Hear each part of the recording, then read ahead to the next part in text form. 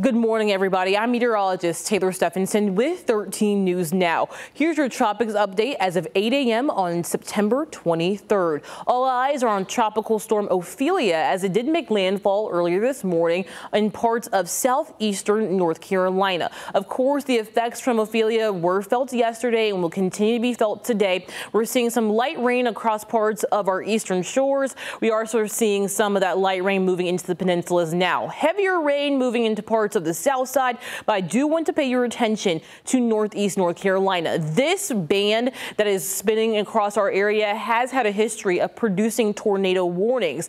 That is one of the things we'll keep an eye out for today. It's the potential for a brief spin-up tornado. This is for parts of northeastern North Carolina and all of Hampton Roads as we head into this afternoon. Now, this is for a level 1 out of 5 risk, so the risk is going to be on the lower end, but still definitely not out of the question. Flash flooding potential still one of our main concerns as well. There is a likely possibility of some flash flooding around the I-95 corridor. That is because the center of Ophelia will track along I-95 as it heads through parts of Virginia. So for us, Tropical Storm Ophelia, the update at 8 a.m. shows that it weakened a little bit over land. That's what we expect with any landfalling tropical system.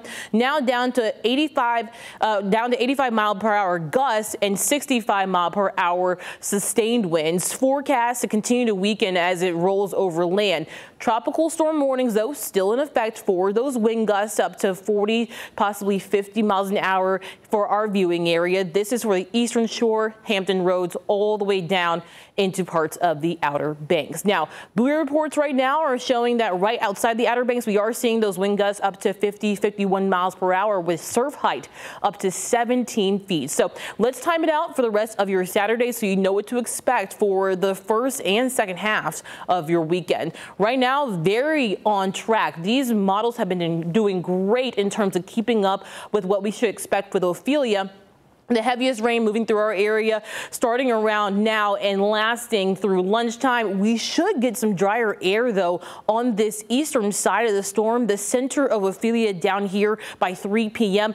The wettest weather is going to stay to our west, majority of it. We could maybe see some scattered showers throughout the afternoon and evening, lasting until early Sunday morning. Cloud cover will still stick around, though, so we'll have some cooler temperatures in the morning, upper 50s to middle 60s, and tomorrow we'll be back into the 70s. In terms of wave heights, again, definitely choppy waters along our beaches. We are seeing wave heights again up to 17, possibly 18 feet. That will continue for Saturday, but as Ophelia continues to roll north through parts of Washington, D.C. and Maryland, we'll start to see that subside on Saturday and really clearing out into parts of Sunday. If you're heading out to the beaches, just know a high rip current risk is still in place for Saturday and Sunday across our beaches from Virginia Beach all the way down into the Outer Banks.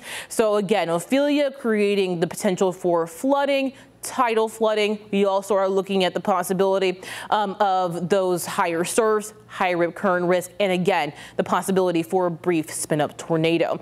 We also are tracking one more area in the tropics. This is a pretty organized tropical wave, 100% chance of development over the next 7 days. So forecast to most likely become our next tropical depression.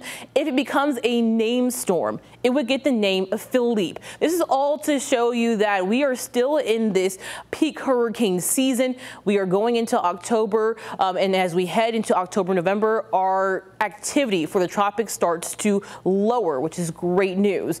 Hurricane season ends on November 30th. For the latest on the tropics, head to 13newsnow.com. For 13 News Now, I'm meteorologist Taylor Stephenson.